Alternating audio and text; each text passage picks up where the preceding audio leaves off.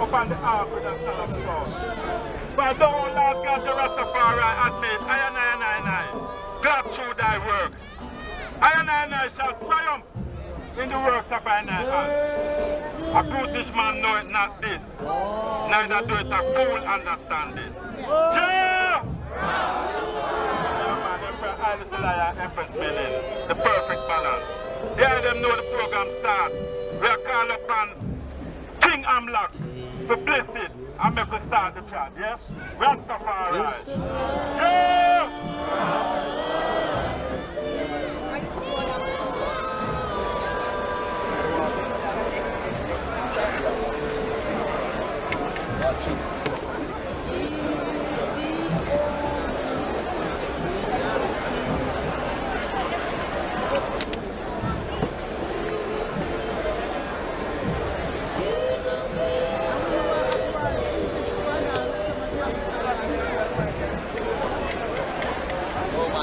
Thanks and praise.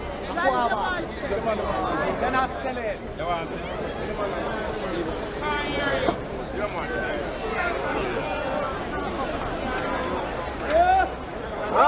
Rastafari. Akwaba. Ekaro.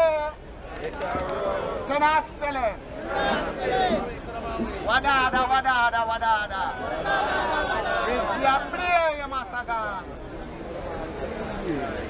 Hello, my way. I listen to we are.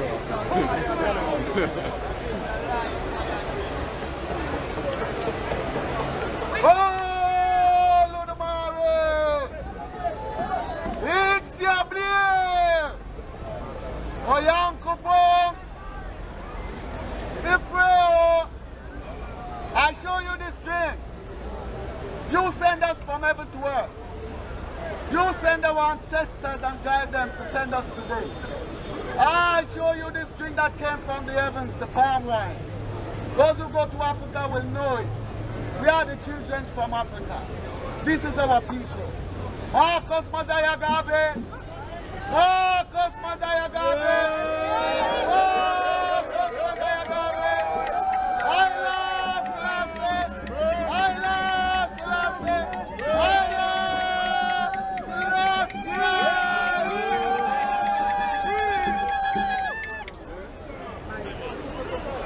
And I know me someone poor. Asasia, Mother Earth. Aye, we give you drink. This drink came from the palm tree. It's non-alcoholic drink. It's a natural drink from the palm tree. Then we give thanks and praise that this drink was a drink that our forefathers was drinking from time of old. And we are calling upon our forefathers from before slavery. We are calling upon them when we build pyramids, when we build communities, when we build civilization, when we brought God, the knowledge of God unto the world. We call upon those ancestors through thy palm wine. May through the grace of Mother Earth, may they drink.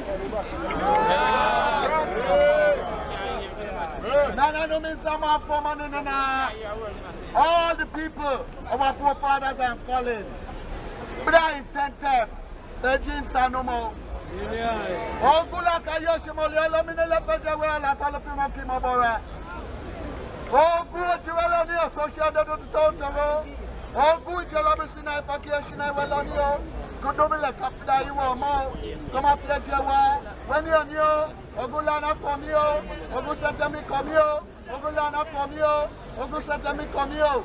Lakayoshimolio, they open road for us today. Clear the road for us. Open our mind, Ogulaka Yoshimole. Open our mind that we join in one harmony. May this what we do today. May we get results. May Babylon never stop us from giving us results.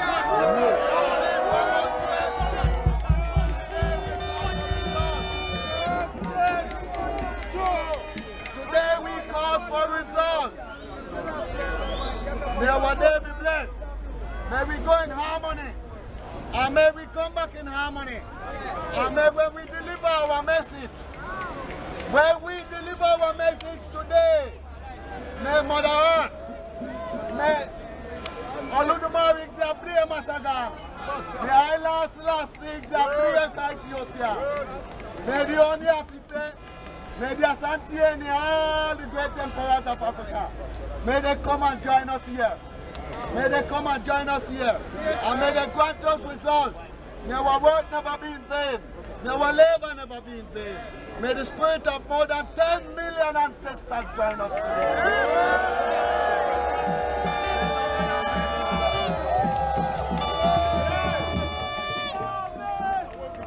Man, one of us, man, I got a you there.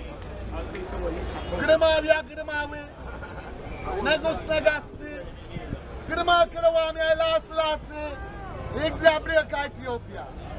Besama Batachina, Besama Metnashai, Yagidishman Gushna Timta, for the Cabesman United, who be near to whom.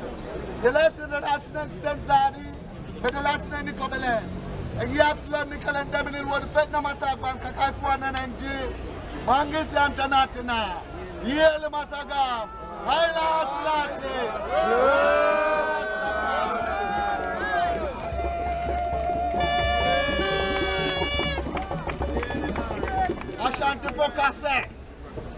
Ashanti Focase, Obiaba Coupe, Bruni for 1 year, Bruni Wazungu, Bruni Oibo, Wati Mikasa, Bruni Wazungu, Bruni Oibo, we therefore Bruni Fiel, they brought us here in chains. Back like sardine, our forefathers, our DNA can tell the story. I can see all of you. I can see tears in our heart. May victory be granted unto us. Bless the organizers and bless all the people. Bless all the children of Africa. For this is not a Rasta movement. You know this African proverb that says it takes a village to raise a child? You know, call me a philosopher, call me an idealist, but I do know, not believe, I know that another world is possible. And I know that if we are to survive into this century, we are going to have to find alternatives because the writing's on the wall for us. So it was that, you know, activism as a reparationist that made me think about, okay, we want to make changes, and yes, we can make changes with the here and now, and many of us that are already here, but one of the most effective ways for those who really understand the process of birth and what it takes to create a child, one of the most effective ways that we can create change in our society is by changing the way that women give birth, the way we support women, fathers, and families through the birthing and parenting process. And so that's how I was led to become a birth companion. Because actually, a lot of the time, we're talking about symptoms, yeah? And if we really want to prevent genocide, we're going to have to begin to deal with root causes. We have to begin to deal with the root causes of violence in our society. And, you know, there's a notion of, well, it's not a notion, it's an evolving discipline that's called prenatal psychology that really recognizes that the child in the womb, you know, in the womb, that is the child's first university. So whatever mother's going through, whatever even the thought processes that father has in creating this child is coming out into this child. And we are creating in this way. We are creating under, you know, suboptimal conditions. And so there's a saying, you shall know the fruit by the tree by the fruit it bears. And so if we want to have different circumstances, we're going to have to begin to actually root out some of these internalizations of our victimization before children are born. And in fact, the wise ones, the elders amongst us, have taught us that parenting begins before conception. And this isn't just some spiritual, you know, philosophical stuff. This is proven. It is known that if we have particular health conditions, that we are also passing that on in terms of the next generation that we reproduce. So if we were to begin to reinstill value for, children before they're born, if we were to begin to support young men and young women more effectively so that they create children in love, if we were to begin to build, community support systems so that we could eradicate this single parenthood and, either mothers predominantly and fathers having to raise children without the effective levels of support, then maybe we could begin to actually prevent some of our children ended up getting into so-called crime, ending up becoming a statistic as part of the prison industrial complex. So being a birth companion is essentially about trying to be part of that change, part of trying to change the consciousness so that no longer, should women be giving birth with under this notion of, oh my goodness, I'm pregnant again. And I have no money. I don't have the support systems. I'm not having a good relationship with the child's father. And that we could begin to actually heal, that we could begin to heal women and men prior to them actually getting together to conceive a child, so that when they are ready and they are mature enough to be able to do that, that child comes forth, and that child can actually be supported in terms of developing its human potential, all the way throughout its life. Wow. Wow. Very important information, Esther Stanford Xosei. I'm pondering just shared so much. Wow. And I kind of want to stay on that for just a moment, because I don't think people tend to think of connecting genocide to the stressful conditions under which Black people around the world conceive children, and the stress that Black females are under white supremacy during those 9 months when they have that child in their body, and how that That's it. I mean, it's a phenomenal area of study. For myself as a reparationist, and I don't hear too many reparationists talking about this issue either, but we have to, we know too much now. We've had hundreds of years of this treatment. It's not changing. In fact, it's getting, because we know there is an agenda that is around depopulation, because the powers that be claim there's too many people on planet Earth. And we are seeing the exacerbation of conditions and illnesses that our grandparents never had, but we're having them. So if we, this is a mature conversation, and it's going to have to take mature leadership to be able to really look at the conditions of our people and be courageous enough to pose alternatives to what exists now. That is our fundamental mission. Each generation, out of relative obscurity, must discover their mission, fulfill it, or betray it. Frantz Fanon told us that. And we, the people of this generation, have to discover our mission and not betray it. Context of white supremacy. I wanted to get some more info for our listeners who want to research that, and males and females should be extremely concerned about that. Oh, yeah. The brothers, too. You see, a lot of the time, we call it preconception education. And, it goes back to I'm not going to give a biology lesson, but, women should know that from the time they're born as a girl, they're born with all the eggs they'll ever have. Okay? So there's something we know about genetics, but there's also something called epigenetics. So we are not just products and victims of our genes.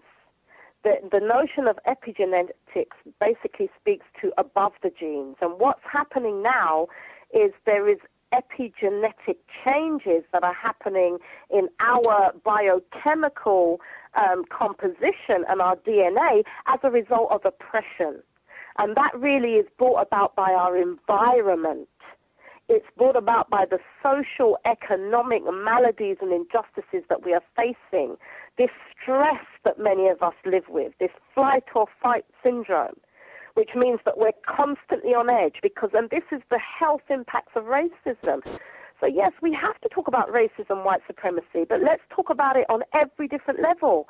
There's so much research that has shown the physical health impacts of white supremacy racism. It can change our biochemistry. And what that means is that we begin to produce, antibodies. We begin to produce this, which result in being quite, toxins in our blood. And if you are a woman who then becomes pregnant and you're facing that, or if you are a brother, that's going into your sperm. So when you are now having intercourse, you are making love with a sister, then it's what is it we are producing? And then we wonder why our children come out the way that they do, and we wonder why our children sometimes act the way that they do. Because we have failed to prepare effectively for them. And we have actually we have been sold this notion of freedom whereby so many of our parents now, are spending their time and attention chasing the thing, chasing the money, chasing whatever.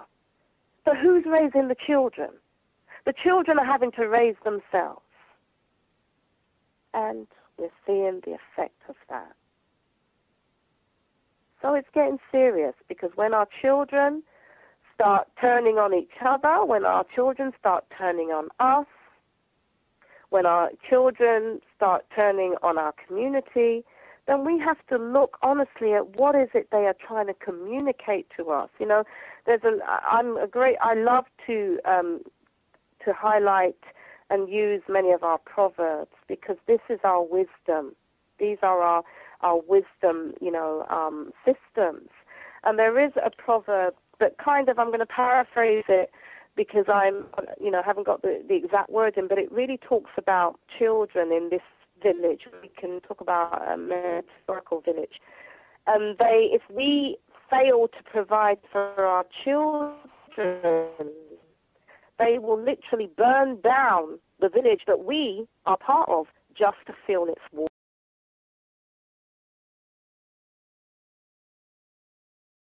But I feel I need to try and draw some strands together.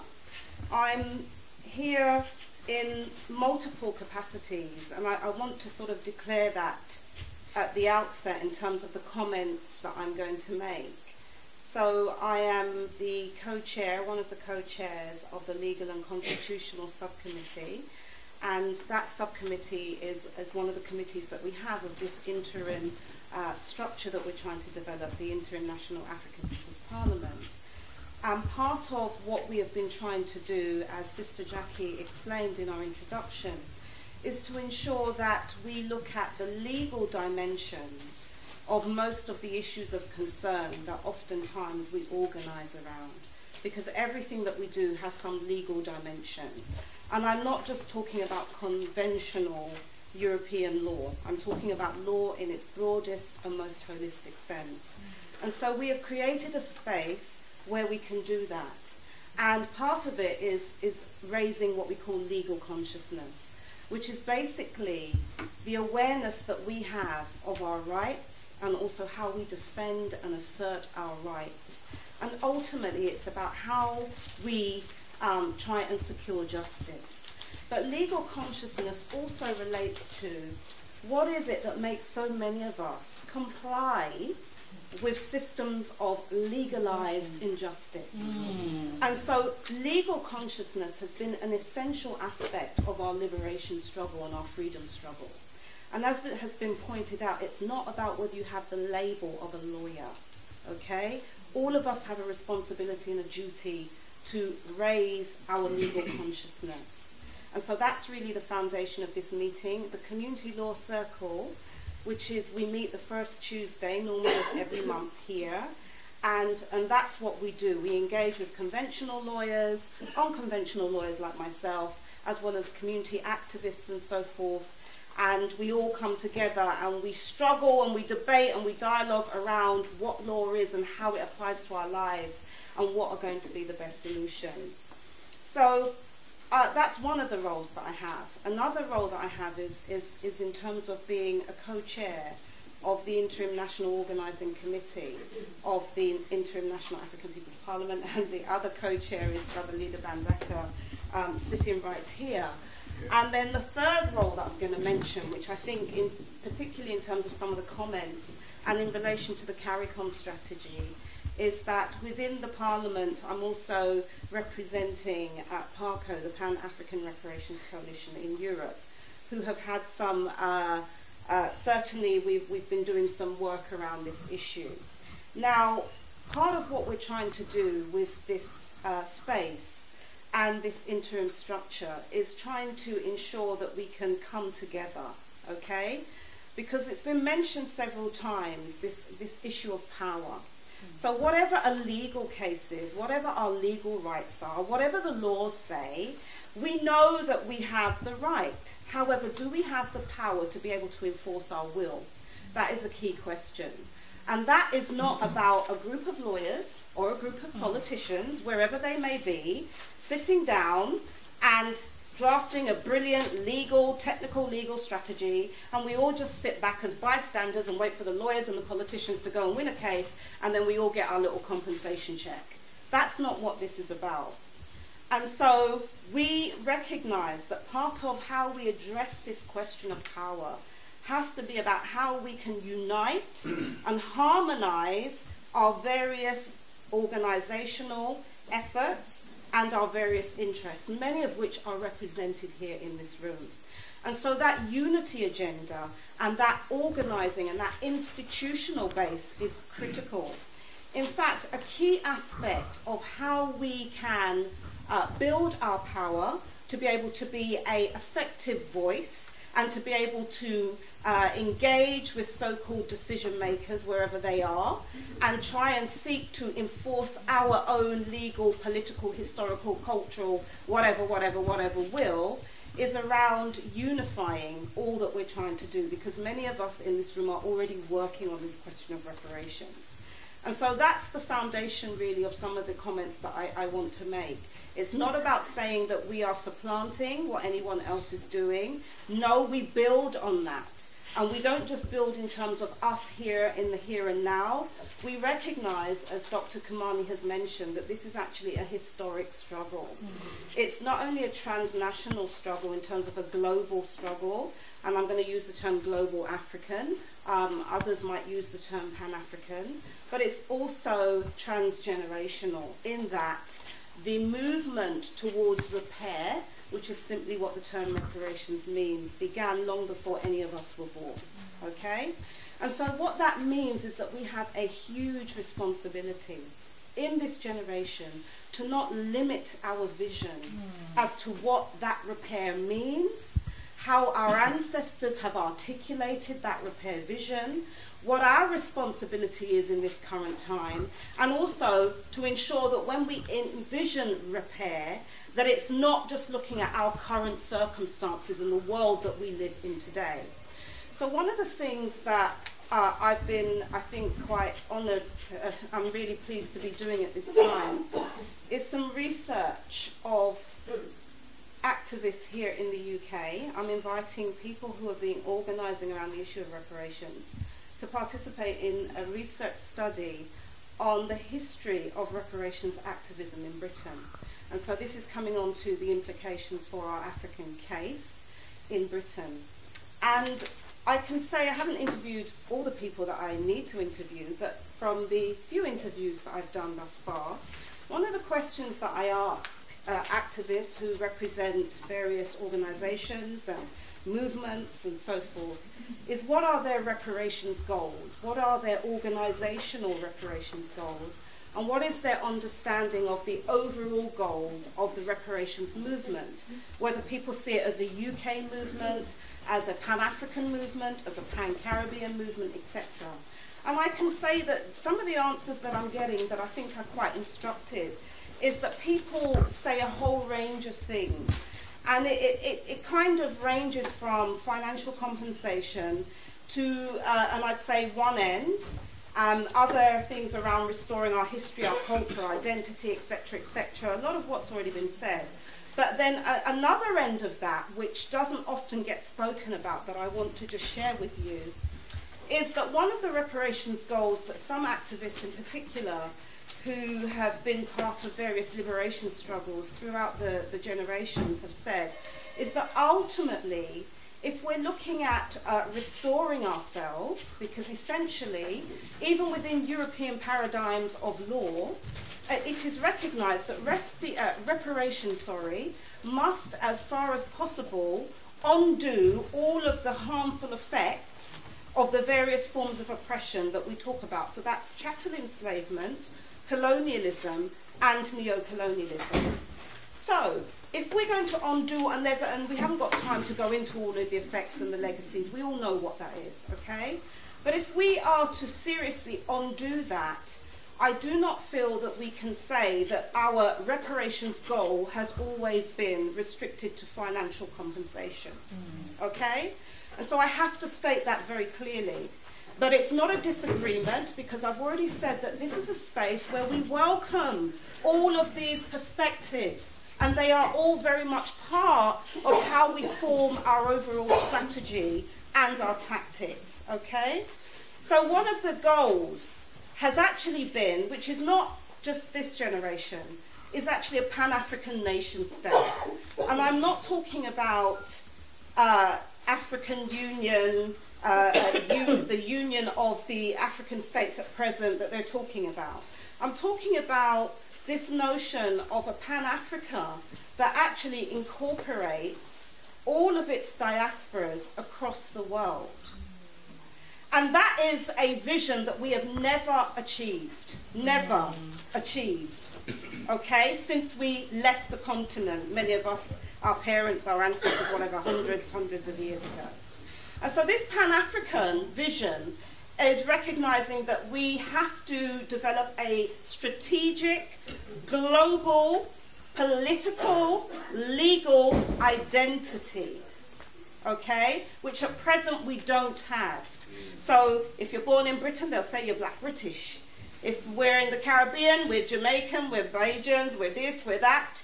We're African American here, we're Afro-descendants in South America. And so what we have is a global population of people who have experienced similar journeys, but yet we don't have this recognition of our commonalities. Yes. And we often do this thing, we love to do it. The Jews got this, and the this got that, and the that got that. But we don't look at what they did. So-called Jewish people are not a homogeneous community. They came together around a strategic, legal, geopolitical identity. And made people respect that. And so none of us are going anywhere far unless we rise to that occasion as well. And of course, the jury's still out, but most of us, I think, would probably agree that identity is an African identity. Yes? And so in that way, we cannot separate any case and claims in Britain from the global strategy and the global issues of reparations interest of our people worldwide, in the Caribbean, in the rest of Europe, in the Americas, in Australasia, in Oceania, all over, and in Africa. And we have to ensure that no section of our global community, which is a nation in formation, that is not Africa of today, with the borders that Europeans left, that we maintain. That's not what we're talking about. When we're talking about repatriation, the limited conceptualization is repatriation to a specific existing country. But our ancient right to repatriation is a right to the whole continent. Word. Because even if we look at whatever, if we know our ancestries and where we've come from, we know that our people traveled. So we can't just restrict ourselves to one particular place. And so this is part of the historic mission that we have to recognize and we must not betray at this time in this generation. We must also recognize that whatever we do has to think of future generations. Okay? Now, if we're talking about being African, let's also think African. Right, yeah. Let's also conceptualize repair in an African way. But we talk about being African and we love to use European frameworks and dichotomies. That's right. Talk it, my girl. Okay? So we have to get beyond that. And that's where the self-repairs come in, which must accompany the external stuff, whether we say it's governments, whatever, multinationals, whatever. But ultimately, there are two dimensions to the repair. The internal, which is what we have to do for ourselves, what we owe each other. And then the external, and there is no dichotomy. The two work hand in hand. So we don't need to get into debates about whether one is whatever. That's what it is. And it's problematic if we keep talking about reparations and restricting that to financial compensation. That's not what the term means. It's not my language, but I'm saying that's not what the term means. It's never meant that. Within the European Convention on Human Rights, within the United Nations frameworks, which have been shaped by all the peoples of the world, there is a recognition that reparations must be holistic, must be comprehensive, must be all-encompassing. There are 5 key strands. The first one is cessation and guarantees of non-repetition. And what that means is that if we are continuing to experience violations, which we are, neocolonialism, racism, we can go on, they have to stop. How can you start repairing something when you're still in it? We have to put a stop. Whether we're saying we're being deprived of our resources in Africa, we have to ensure that stops. And cessation means governments who are exploiting our natural resources. So many of us now, we're talking about credit crunch and all of this, they're cutting people's means of survival. It's because we are being denied our rightful inheritance. So cessation, key aspect of, in terms of the first steps to repairing, you have to put a stop to the injuries that are continuing to be meted out. Then we have restitution, which means to put us back in the position we would have been in had slavery, colonialism, contemporary neo-colonialism, global apartheid, racism, you name it. Arabism. Had all these things not occurred, where would we be? And this is not saying we're going back 500 years or 2,000 years. Okay? That's restitution. And people talk about Jews, but they don't mention the first act of so-called reparations for Jews was establishing the State of Israel. It wasn't just financial compensation. It was establishing a homeland. That's right. Oh, kick, man. Okay? Restitution. And that means our right to have restituted to us, given back to us, our lost citizenship, our lost inheritance. So repatriation comes onto that. Okay? The right to have restored all of our wealth, all of our arts, our artifacts, everything. Our place, our family lineages, all of that, restitution. Okay? Then we have satisfaction, which are measures that we put in place to ensure that we feel satisfied, that we've had some measure of justice. So that's normally things like commemoration days and changing the curriculum and whatever, the whole range of things. Symbolic, they call it reparations. So changing the street names and reclaiming our names and blah, blah, blah, blah. Whole range of things. Can't go into it fully now. We also have compensation. Now this is within mainstream European United Nations frameworks. This is what it is. And it's not that they coined it, they have simply taken global and universal principles that come from all the peoples of the world, especially us, as the first peoples on the planet Earth. Okay? And the most injured. Compensation is not just about money. Compensation is about putting a material value on many things. So that's loss of dignity, loss of reputation, loss of standing. Who are we today? Are we doing the jobs that we're qualified? Are we being underemployed? Or are we having to just do jobs to fit in? We know what the unemployment rate is. So compensation is all of that. It's all about, when we're talking about trade and all of that, everything we're losing, all the subsidies that are going to European farmers, that is really not going to our farmers in the Caribbean, that's impacting the whole region, that survives on tourism. And that we know that is literally causing death for our people. Because many of us are supporting our families back home, who rely on remittances, who rely on the barrels, who, unfortunately, many of our brothers and sisters now having to rent to this and rent to that and selling this and selling that to survive.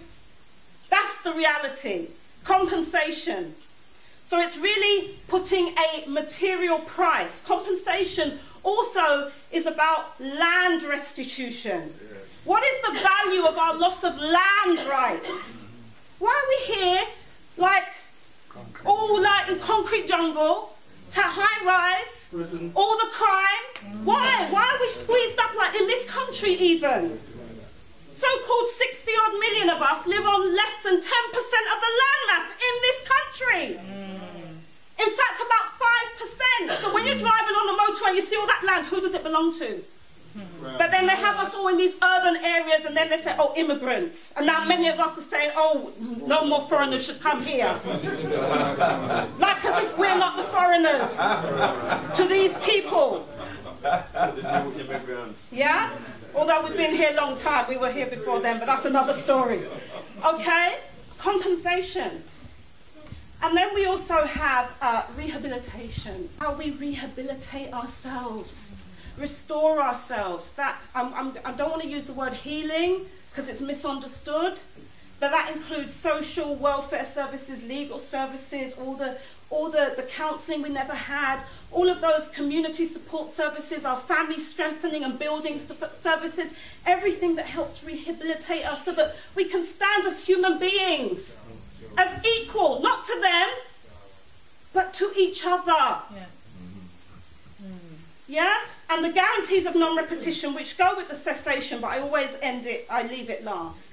That's vital. And in our repair struggle, because we don't have a holistic 360-degree view around this, we emphasize one over the other. No, it's compensation. No, it should be rehabilitation. No, it's this. No.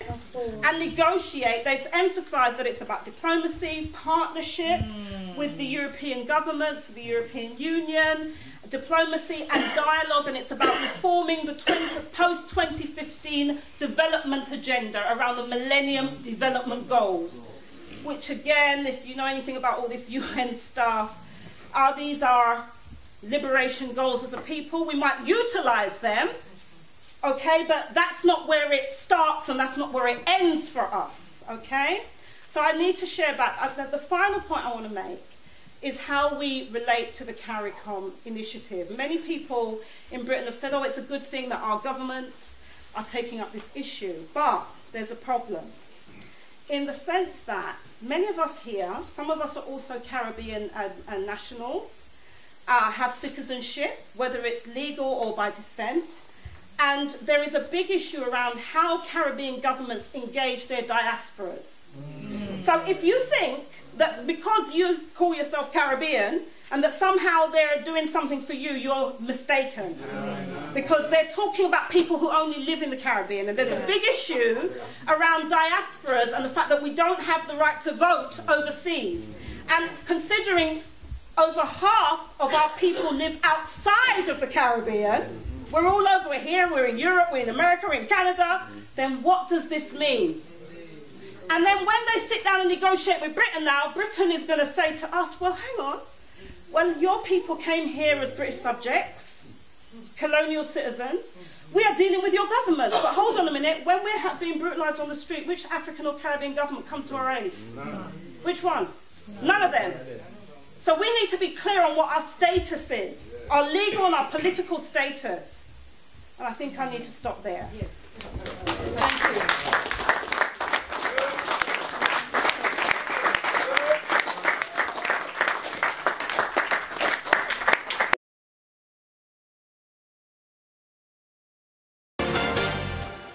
Well, earlier this month, the Caribbean nations approved a plan to seek reparations from the former slaving nations, including Britain, for the victims of slavery, slave trading, genocide and racial apartheid. And as a first step, they've engaged the British firm of solicitors who won £20 million compensation for the Kenyan victims of torture by the British during the Mau Mau rebellion in the 1950s. Should we pay reparations for slavery, for the evil of slavery? Esther. Morning, Esther. Well, let me ask you first, because what's really fascinating about this, and what a lot of people have not really focused on, are the ongoing effects. I mean, there is something that you've spoken about before, intergenerational transmission of trauma. Tell me about that. Yes, well, basically, slavery and genocide has impacted not only the historical populations that were kidnapped from Africa, but also those of us who are the descendants of the enslaved today. And it's not only about trauma and multi-generational oppression, the whole discussion around wealth. There has been unjust enrichment to Britain, and there's also been unjust impoverishment, which has been passed on throughout the generations. So part of the legacy is this huge inequality that we see today between the descendants of the enslavers and the descendants of the enslaved. And what about and psychological scars which have had societal effects, ongoing economic effects, to which you've already said? What are the psychological scars? Well, part of that... Intergenerational. Intergenerationally, it's not knowing who we are. It's a lack of connection, it's a lack of identity, a lack of nationhood, which is what makes us human beings, essentially. It's not being rooted, it's being considered minority populations when we come from global majorities. And it's about having second-class status and citizenship wherever we have been located as a result of this dispersal and depopulation that happened originally in Africa. And there is a phenomenon as well that you believe really does exist, which is post-traumatic slave syndrome.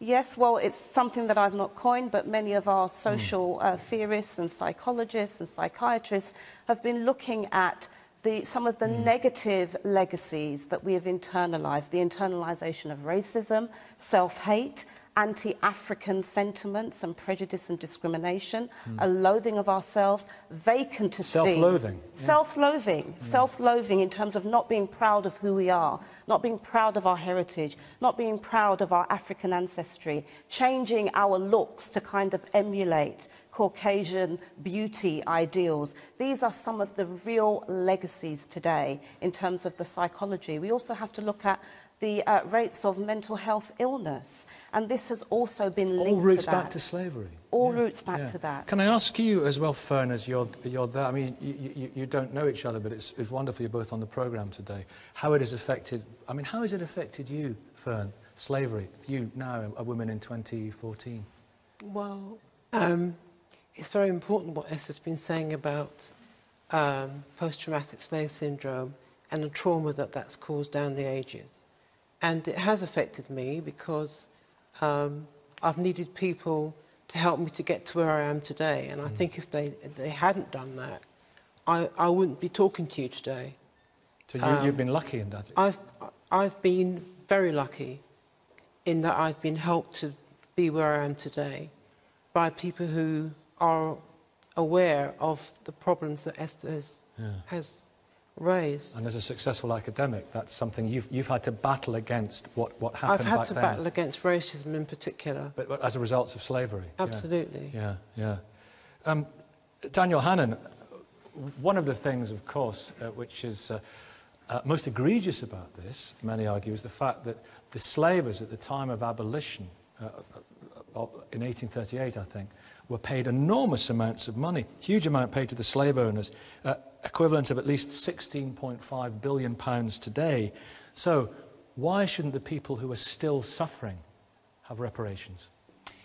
Because I'm descended from slaves, and you are descended from slaves, and everybody here is, and everybody watching at home is. Slavery was universal. We're all also, by the way, descended from slave owners. Human history being what it is, it could hardly be otherwise. Slavery was practiced in China, in India, in Arabia, in Africa, by the Aztecs, by the Mayans, by the Incas, by the Pacific Islanders. Muslims enslaved Christians, Christians enslaved Muslims. And therefore, if you're looking at paying reparations, anyone whom you choose to pay is statistically certain to be descended both from the owners and the owned. There were 3,000 black slave owners in the US on the eve of the Civil War. We are, if you like, all in this together. And it's therefore very difficult now to look at a population. I'm not talking about continuing slavery, which is a huge issue and where we could be doing a great deal. But if you're looking at past slavery, it's just a question of how far back you want to go, and we're all slaves. No, we're not all descendants of, enslaved peoples and enslavers. I think that is really, falsifying history, and it actually is minimising the seriousness of what we're actually talking about. Chattel enslavement, as happened to African peoples and people of African descent, is something different and unparalleled in human history. And that's the starting point for this conversation. It's very cheap to then say, well, we've all been enslaved, because right now I don't have the same life chances and life experiences of many people who might even be sitting in this audience. I feel we need to understand this history. I'm not saying that we haven't all been impacted, but just to say, well, we've all been impacted the same is really not the starting point. Yeah, and Bernadette, I'm not sure if anyone wants to make a point. I'm going to play devil's advocate here, so get the tomatoes out and start throwing it now. Look. Has it affected you? Okay, no, and this is it. I think we really have to be careful here. Has all that got to do with slavery, being in a mental institution? I am a champion, a volunteer. I'm a motivational speaker that visits prisons twice a week. Now, some of the lads in there, their crimes are not for because I was a slave 150 years ago. I think at some point, yes, of course, we all know slavery was there. My God, bad things happen. Bad things happened to me once, but it's what I do. You don't walk around with it. You have to move on. We've got to rise above it now and start moving on and thinking, OK, what are we going to do in the next 150 years so that our children can see, this happened to my great-great-grandfather, but wow, look what they've done now. We've got to start rising above this and get away from you owe me this, you owe me that, and going back. Look, of course, every black person knows it's really difficult in certain areas. What about the people that have profited from it? You know, the families that are still enriched Again, because of we this. know this, The but what tobacco can we do? millionaires, the So I sugar live in millionaires. Dorset. What am I going to do? Knock on all the manor houses in Dorset and say, right, give me a room for the night, mate. You know, hello, where does it end? You know. Yes, they know they are. Some of them are named and shamed, Nikki. They're all in Google. You can see who they are. They have been named and shamed. Almost an apology was made by Tony Blair. Yes, an apology. But the trouble is no British government is going to apologise because that would open the floodgates. Fern, come on. Audience, put your hands at Fern. Almost an apology. Apology was not made by Tony Blair.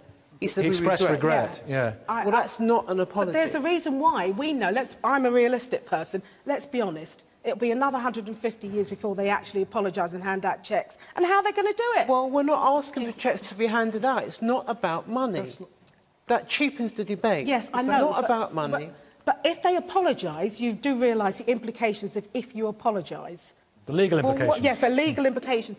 Then the compensation, when my great-great-great-great-father, he was... How are we going to do it, you see? How are we going to do it? That's not what Caricom are asking for. Caricom are asking for the first time ever, that the Western nations that were involved, such as the UK, France, Portugal and so on, sit around the table with 15 heads of government and talk about the issues that plague us now. And then what? And what the issues that plague us now, what has that got to do with slavery? Because, I mean, my dad was 85, God bless him, when he died last year. That never stopped him. He's a millionaire. He worked hard, 7 days a week. This is why we need education. It's very important. One of the things that Caricom talk about is education. But what has that got to do with slavery 150 years ago? Education, my dad educated me. The 5 girls, we got educated. Not one of us would have gone wrong. I think all 5 of us has done well. The point I don't understand. The point to recognise here is that we're not talking about something that happened 150 years ago. We're talking about the current impact of slavery, colonialism and neo-colonialism, which brings us right here into the here and now. That's what we're talking about. In the order, OK. I know you want to come back on that, Bernadette. Hands up in the audience, please. Let's get some quick points. Yes, you've had your hand up for quite some time. Good morning. Sorry, in terms of discussing whether they, like African Caribbean countries, should get reparation, it's saying that we've all been enslaved before, then why can't you, one question to that is why can't you correct it and show that it's not right by doing that? Also, the money that does go back can go into development schemes, and it is absolutely insane to assume that slavery hasn't got an impact. It's also like saying, oh, I've made it, so why can't you? You could look at victims of domestic violence and say, OK, you've made it in life, why haven't you? The trauma on those children and those children, people could... Do you believe in the intergenerational transmission of trauma? Do you think I do, what happened to your forefathers? Yeah. 100%. Yeah. And also because it's... If you're in an environment where there was self-hate, the problem is, you brainwashed Caribbeans, Africans, etc., and told them, you know, you're slaves, you're slaves, you're slaves. You didn't unbrainwash them. You didn't take it out of them. It has to be us building ourselves in order to remove that mindset. And society also has to open its mind. But you need schemes, you need things in place. We need economic power as well. OK, let's address that in a minute. Anyone else who wants to just make a quick point? Over here, there was someone. I'm sure there was some more hands up. Yeah, gentleman at the back, quick one. I think the economic legacy now, you're talking about Jamaica, which is spending more money repaying debt repayments than they are spending on education and health. Exactly. So how are the Caribbean countries going to move out from there when they expect to do that? Talking about the freedom for countries.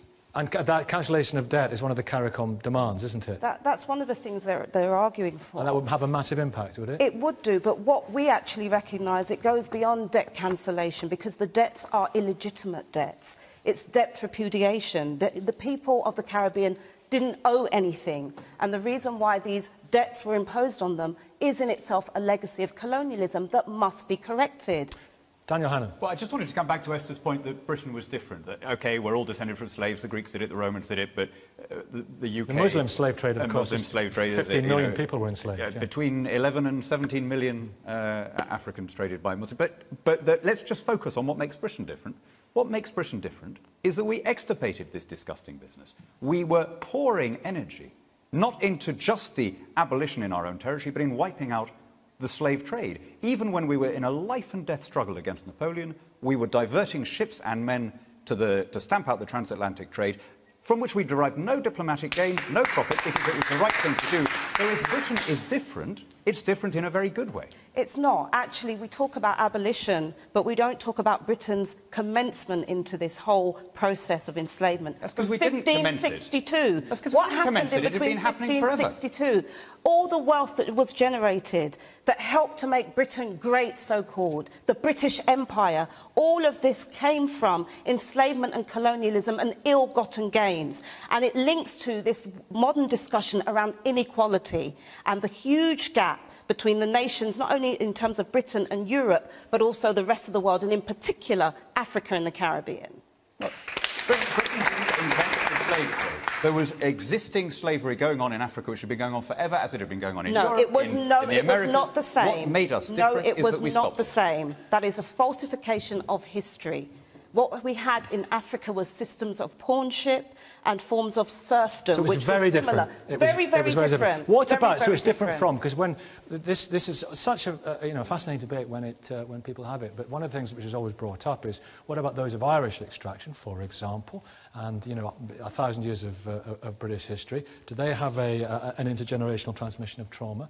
And also, the British working classes, whether it be the Highland clearances or whether it be the mills, the dark satanic mills and the mines, the working class struggle. Do those people have intergenerational scars? Yes, and in fact there are people from within those communities who argue that. This discussion around the impact on Irish people... Do you think they're right? Yes. So reparations is not just about people of African descent. No, what it means is that we have to understand our distinct histories and what has happened to specific groups. It's not just about putting it all into the pot and say we're all oppressed. We're all oppressed differently. Do we all have victimhood, though? Well, no, it's not about victimhood. It's about recognising what has happened and how do we repair the damage, which is what, incidentally, the term reparations means. How do we repair damage? It's not about compensation. Francis Davis. Yeah, I mean, I'm of Irish extraction, and I was of Irish heritage, so I was thinking about the Irish situation as well, and the differences between America welcoming in a lot of Irish people and other parts of the world not being so welcoming. Seems to me that we need to be very careful, because Britain's track record in some areas is good, but 100,000 Croats and Bosnians left to rot as they came out of Vienna, the massacre at Amritsar, you know, people's bodies on balance sheets of English-owned diamond mines in South Africa. We don't have a good track record. If we go down Compared to whom? Who's got a perfect record? Well, nobody, but compared to lots of other countries. And you'd have to make variations even within Africa between the ghastly mess that the Belgian made in the Congo compared to the relatively balanced way that we came out of a country like King Leopold, Zambia. one of the horrors of history. Well, just a great, you know, and then you've got Pol Pot, which we forget about here. And it just seems to me that we need to step back and say, this is over now.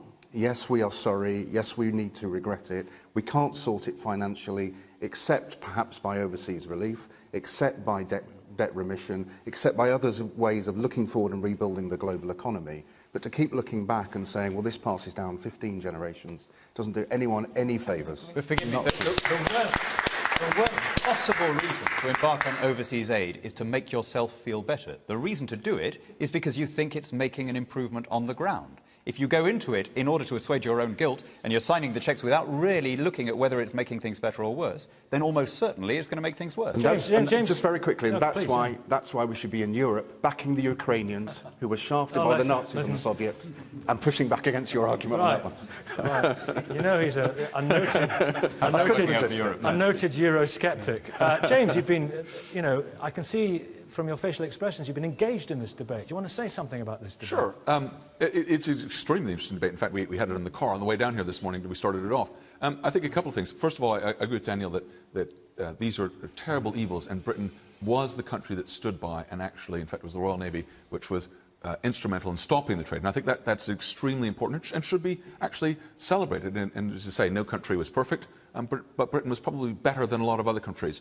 And so for us to sort of be the first port of call in demanding reparations is just slightly strange, really. No, it's not. And in fact, what trade? What slave trade? That's not a term that comes from us. In the same way Jewish people talk about a Shoah, a Holocaust. Yeah. For us, it was a Holocaust. Sure. For us, we cannot move on. And it's not a victimhood thing. There are two dimensions to repairs or reparations.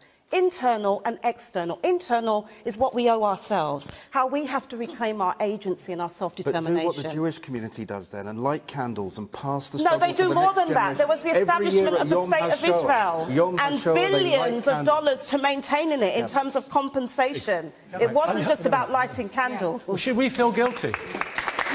No, is it about... No, this is not about a guilt complex. It's not about white guilt. But if you've got, if you have a transmission, intergenerational, I have to write it down because it's kind of trauma. Intergenerational transmission of trauma and depression. Is there then? There was a story recently about Dominic Cumberbatch's great-great-great-grandfather, whether was a slave owner. There are others. Is there an intergenerational transmission of guilt? Well, I think so, and I think that's part of why this debate gets shut down and why it gets minimised. But that's not what we really want. Interesting. What we want is a conversation so that there can be greater understanding in British society as to how we've come to be where we are. Bernadette. So that's about history. What we need then to tidy up history, put things that were deleted back in. Black History Month, this is about our community helping one another and passing the world on rather than going back, you owe me this, you owe me that. We need to sort ourselves out first and then we can spread the word. Well, it's both, actually. It's not one or the other. It's both internal and it's both the fact that there are people today, families today, institutions in Britain today that are basically surviving on, thriving on ill-gotten gains, capital, wealth, assets. But can you ever see a moment when it is over? Well, there can only be over well, let her answer. You asked the question. Here's the answer. Only when there is justice, and there hasn't been justice. What does that look like? Why is it so hard to recognise the justice cause of people of African descent? There's a huge amount of complicity in this Phillips. Are we less than human beings? No, is that what you're saying? Does everyone else have a right to a recognition of their experience, but we must just forget it and move on? Is that what we're really saying? Is that what Britain is about? For a long time, and people from minority communities fought heroically for the right for everyone to be treated the same. Equality under the law is one of the things that defines this country and that should make us all very proud, which is why I find it very sad to hear you arguing that we should be treated differently. equality under the law, that's on paper, statute. Why do we still have discrimination? Okay, Ben. Why is there huge income inequality? Yeah, Ben, that's wealth inequality. an issue still. that Ben is very much focused on, as we heard from the previous debate. Should this be given the horror of it? And I remember not knowing much about it, read a couple of books on the Atlantic slave trade, and they just jaw-droppingly evil and horrific. People being thrown off boats as if they were cargo for insurance purposes. It's just egregious and wicked in the extreme. Should this be a priority? It was a shockingly evil part of history. You know, the reason the boats had to keep going was because the women could no longer give birth, because they had been so ill-treated that they were no longer fertile. And even today, the poorest parts of Africa are those parts from which the slaves were taken. Even today, the latest statistics show that the poorest parts of Africa... DRC, CAR... And the West African coast remain the poorest parts. So the consequence of this horrible history is still felt today. Yeah. And so anything that people can do, both to acknowledge that injustice, but also to make the world a better place, a fairer place, is a good thing to do. Aid is right, in part, because we are atoning for our history, and also because it means kids in school and kids alive who would otherwise be dead. So the work towards a just world and a world that recognises history is so important, and I think Esther's really set it out very well today. Thank you all very much indeed.